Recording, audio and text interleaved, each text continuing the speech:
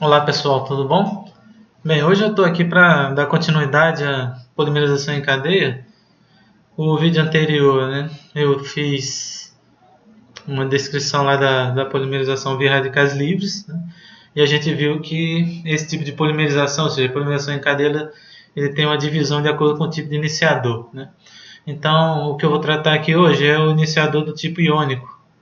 Na verdade, uma introdução a isso, né? Vai ser mais de um vídeo sobre esse assunto.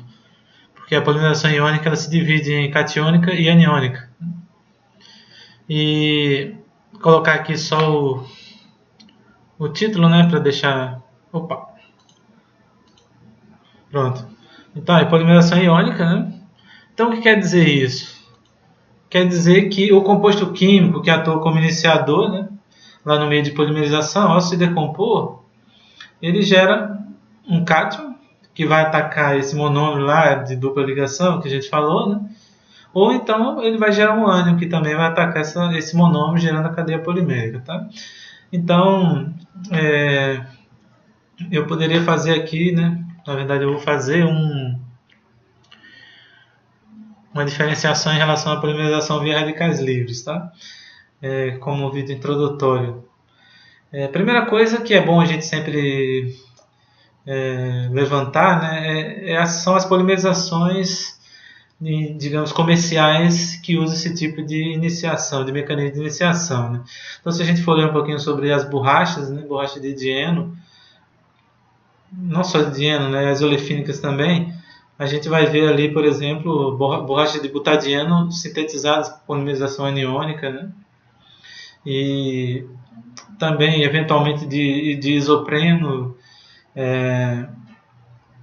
alguns elastômeros termoplásticos, né, USBS, são obtidos pela polimerização aniônica, né? E também um produto bastante conhecido do nosso dia a dia, que a gente vê por aí, o adesivo, né, supercola, né? Também a gente chama de super bonder, né? Ele, quando a gente abre aquele tubinho lá e passa ele, vamos supor, na superfície ali, a gente na verdade está passando o monômero, digamos assim, aquele tubo, digamos, com aquela viscosidade ali, aquilo ali é o monômero. E quando ele endurece é porque a polimerização aconteceu via aniônica, né, a partir de traços de grupos, né, hidroxila, né, OH-, né, do meio ambiente. Tá? Então é um tipo de polimerização aniônica que acontece gerando um termoplástico. Né? Muitas borrachas, ou melhor, muitos adesivos, quando são, né, endurecidos, né, o que acontece na verdade é a formação de um termofixo. Mas no caso da supercola é a formação de um termoplástico por um processo de polimerização daqueles monômeros que estavam dentro daquele tubinho ali. Tá? E o iniciador são traços, né, de OH- que existe no meio ambiente. Tá? Então é uma polimerização aniônica. Então, algumas borrachas, como eu falei, elastômeros termoplásticos, e esse caso aí da supercola são exemplos de produtos comerciais obtidos pela polimerização aniônica e polimerização catiônica, em termos de produtos comerciais, o mais conhecido é a obtenção da borracha butírica, né? Que é uma borracha não diênica, né? Ou seja, é quase um PP, ou seja, um monômero do propileno, sendo que naquele carbono ali que tem um CH3 no PP, ele tem um CH3 a mais. Então, não tem um CH3 e um H ligado ao carbono, e sim um CH3 e outro CH3, tá? Então, é o produto comercial mais conhecido aí, obtido por polimerização catiônica. Existe a possibilidade de outros? Existe. Mas em termos comerciais, o mais importante desses monômeros com duplas aí seria esse, tá? Deixando claro que existem algumas polimerizações que eu não trato aqui, né? Que são por abertura de anel, por exemplo, que você pode ver aqui acolá de forma mais comum esse tipo de iniciador, catiônico e aniônico. Mas eu estou tratando aqui mais associado a esses monômeros com duplos, né? Associando a polimerização em cadeia sempre a isso, embora a polimerização por abertura de anel também ela possa ser uma polimerização em cadeia, tá? Então, a partir disso, ou seja, da quantidade relativamente menor de produtos comerciais existentes, a gente pode chegar à conclusão de que certamente não é um tipo de polimerização tão fácil de ser controlado, e isso é uma explicação para isso, tá? Então, alguns monômeros podem até ser polimerizados anionicamente ou cationicamente, mas prefere-se, em termos comerciais, polimerizar esse material a partir da polimerização via radicais, exatamente por ser um processo de mais fácil controle. O que eu poderia citar quanto a isso? Por exemplo, uma maior sensibilidade a impurezas do meio, né? E reações de transferência tendendo a acontecer de uma maneira muito maior, tendendo a dificultar a formação de polímeros. Como a gente falou, né, reação de transferência acontecendo em grande quantidade tende a reduzir a massa molar, né? Então eu poderia dizer de forma bem geral, de forma introdutória, que apesar de vários monômeros poderem ser sintetizados via aniônico ou via catiônico, na verdade prefere-se sintetizá-lo via radicais livres ou mesmo Ziegler-Natta, exatamente pela maior facilidade de controle dessas reações de polimerização, tá? Um outro aspecto que a gente poderia fazer aqui um diferencial em relação à polimerização via radicais é o fato de que quando o composto químico, lá que é o iniciador, né, que a gente falou, se decompõe, e no caso lá gerava radicais, no caso aqui, né, obviamente, gera um cátion ou gera um ânion. E uma vez que gera um cátion, gera um ânion, vamos supor um cátion, na polimerização catiônica, ele vai gerar um contraíon, que é um ânion. E esse contraíon fica no meio de síntese, e ele é importante, porque ele fica ali, digamos assim, bem próximo do centro ativo. Então vamos supor que o cátion foi formado e os monômeros começam a se adicionar ali, naquela ponta da cadeia tem sempre próximo ali, devido à atração elétrica mesmo, esse contraíon. E ele vai acabar exercendo um efeito aí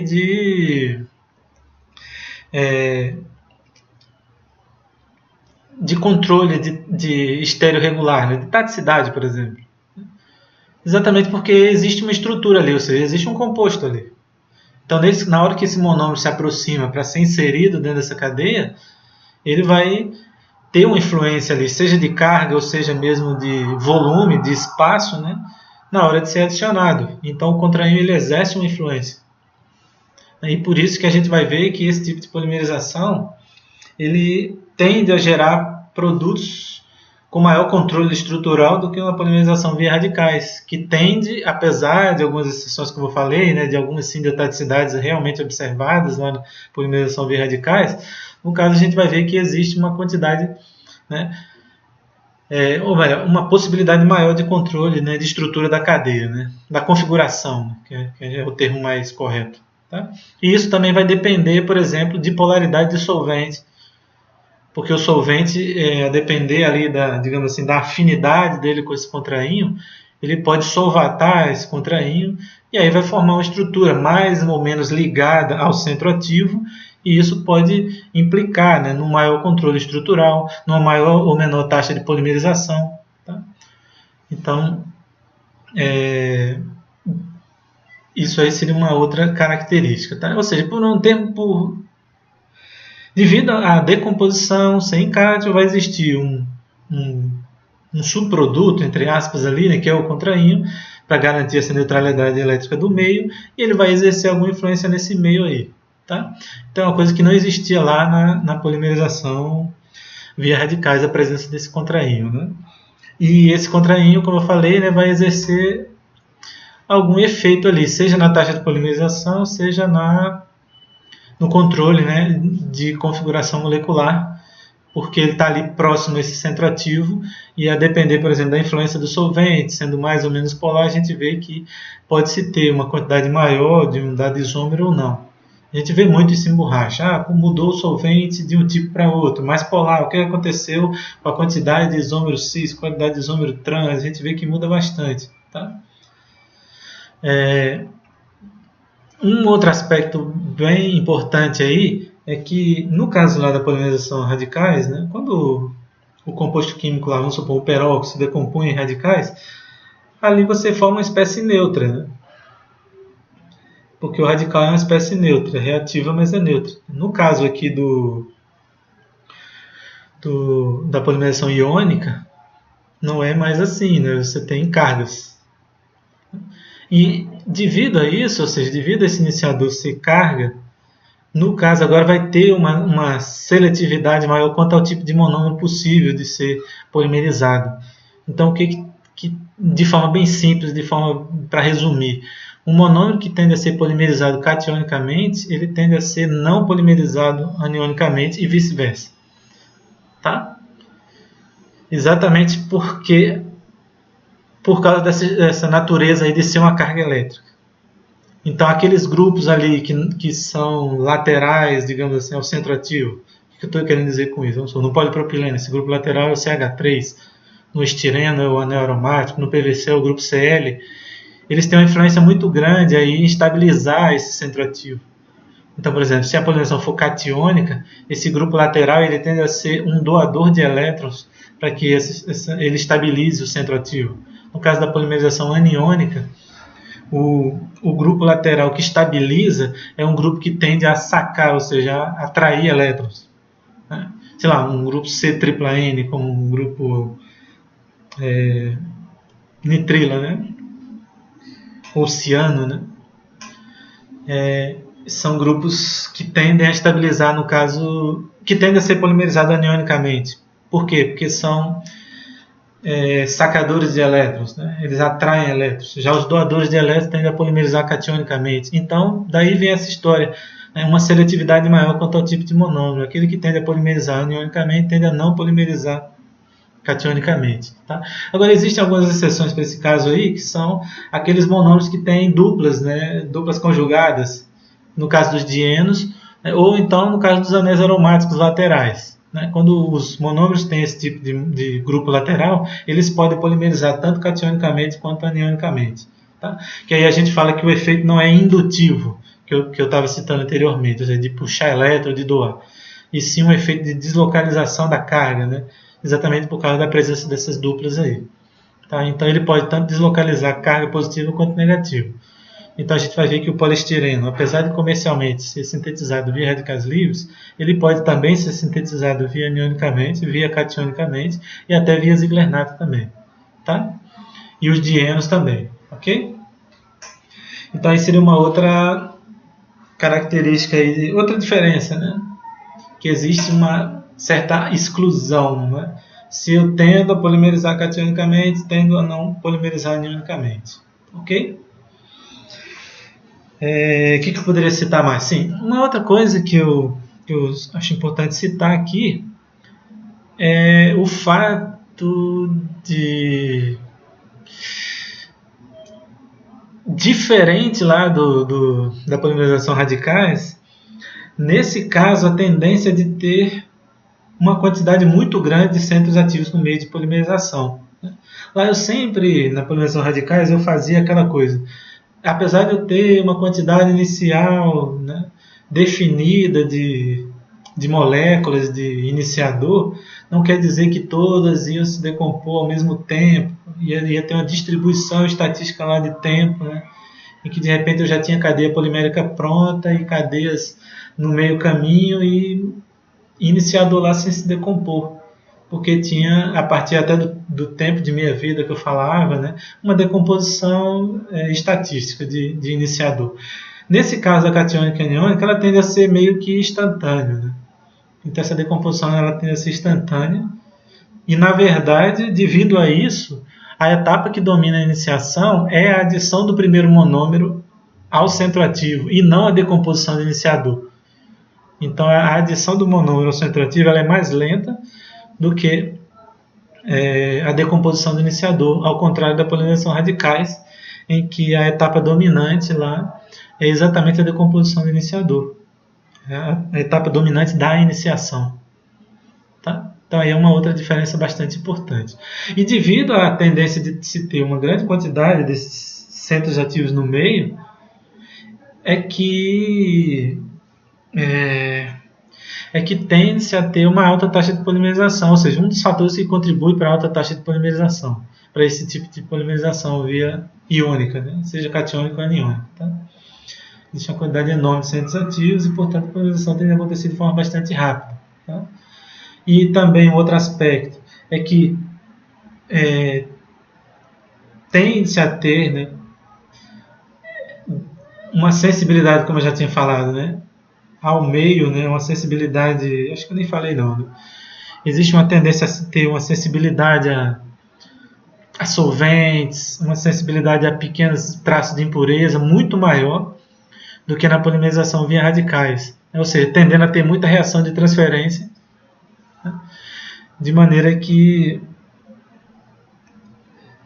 às vezes, por exemplo, você vai ver uma polimerização catiônica, que ela é bem típica quanto a isso, né? Uma tendência muito grande a se ter essas reações de transferência. Acaba que, se você for ver, por exemplo, a síntese da borracha de butílica, ela acontece em temperatura, sei lá, menos 70, menos 80, até menos 100 e poucos graus Celsius.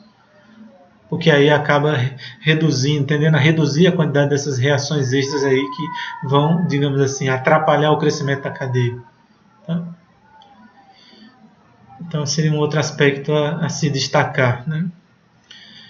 E certamente tem outros, né? Eu vou passar os slides rapidamente aqui, basicamente do que eu falei, tá? Do que eu falei, mas é para deixar registrado aqui, deixar escrito. De repente alguém quiser parar, né, o vídeo e anotar, eu vou deixar aqui, ok? Então, por exemplo, presença do contraínho, que garante a neutralidade elétrica, coisa que não existia lá.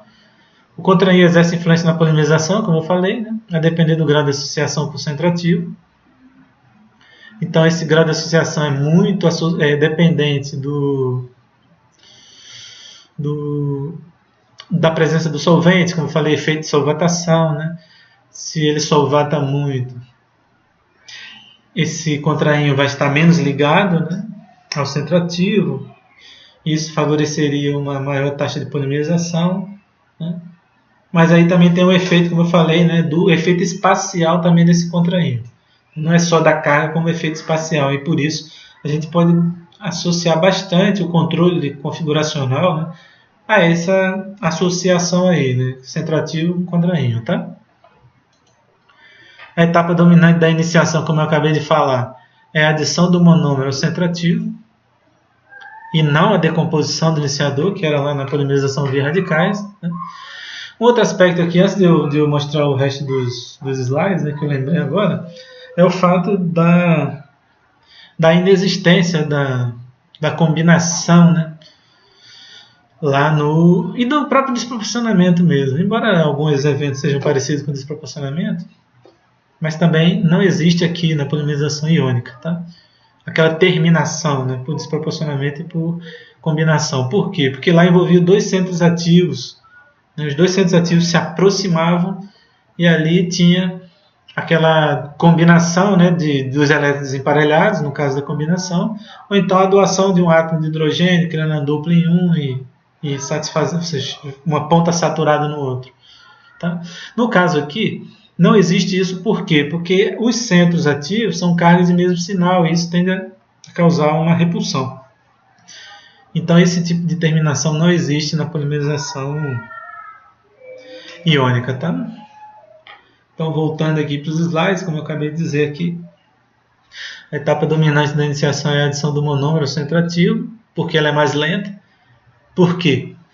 Porque ocorre uma grande quantidade de decomposição, né, inicialmente, facilmente e rapidamente, né, desse iniciador, desse composto iniciador.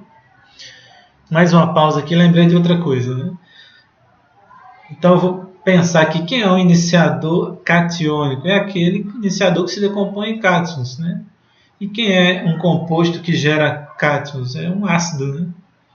Então, o ácido, seja um ácido mineral, seja os ácidos de Lewis, né? Eles são os compostos candidatos mais comuns aí para iniciadores catiônicos, tá? E quem são os candidatos para iniciadores aniônicos? São as bases, né? Voltando agora para os slides aqui. Não existe terminação envolvendo dois centros ativos, pois são cargas de mesmo sinal, né? Acabei de falar isso. Então não existe a famosa combinação, né, desproporcionamento. Outros mecanismos vão terminar cadeias em crescimento, como eu vou falar depois em cada um dos tipos de polimerização iônica, que são catiônica e aniônica. A quantidade de centros ativos no meio tende a ser alta, Eu falei, existe uma decomposição fácil no meio, então gera-se uma quantidade muito grande desses centros ativos no meio aí. Então, que colabora, né, para a polimerização ocorrer sob altas taxas. E aí pode-se ter um controle, né, disso, por exemplo, com a concentração de monômero. Seria uma solução para isso, né? Outro aspecto aqui, monômeros que polimerizam cationicamente tendem a não polimerizar anionicamente, com algumas exceções, como eu disse, né? Exatamente pelo efeito daquele grupo lateral ali, né? O que é doador de elétron, como por exemplo na borracha butírica, os dois grupos CH3 tendem a doar os elétrons, eles estabilizam cátions, né? Já no caso de uma polimerização aniônica, seja, sei lá, um C-tripla-N, ou mesmo, como eu citei um exemplo aqui da supercola, né, que é um cianoacrilato, né? Você vê que tem um grupo acrilato de um lado e um grupo C-tripla-N do outro. São grupos que são bastante eletronegativos, né? Então eles tendem a puxar elétrons, né? Então eles estabilizam ânions, tá? Por isso a polimerização tende a ser aniônica. Aí eu coloquei aqui com algumas exceções. Que exceções são essas? As borrachas de dieno, né, que tem as duplas conjugadas lá, e também os anéis aromáticos, que tendem a deslocalizar tanto carga positiva quanto negativa. Algumas vezes o iniciador precisa de um segundo composto para ver a decomposição. Aqui eu não falei, né? Então, para dar um algo a mais aqui, é o seguinte, se você for ver para os ácidos de Lewis lá, muitos têm, sei lá, água, por exemplo, sei lá, um BF3 coloca água lá dentro, um cloreto de estanho com um pouco de água. Então, a água aí seria o famoso co-iniciador, tá? Ou co-catalisador mesmo, que muita gente fala. Então, é a reação, vamos supor, do SnCl2, ou mesmo tetracloreto de titânio com água. E aí vai gerar um H+, mais o resto menos, tá? Então, nesse caso, o que acontece?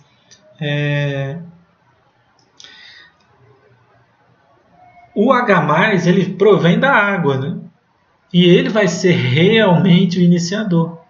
Então aí tem essa dúvida, se eu atribuo o nome de iniciador ao composto metálico lá, por exemplo, tetracloreto de titânio, sei lá, ou eu atribuo a água, pois foi dela realmente o cátion gerado, né? E aí tem essa dúvida. Muita gente gosta de atribuir a água como o real iniciador, porque o H+ veio dela, né? Mas isso é só uma bobeirinha. Eu só quero deixar claro aqui que alguns compostos ácidos, por exemplo, eles precisam lá de alguns iniciadores iônicos precisam de um segundo composto para que a decomposição ocorra, né? E a gente chama esse conjunto de iniciador e co-iniciador, tá?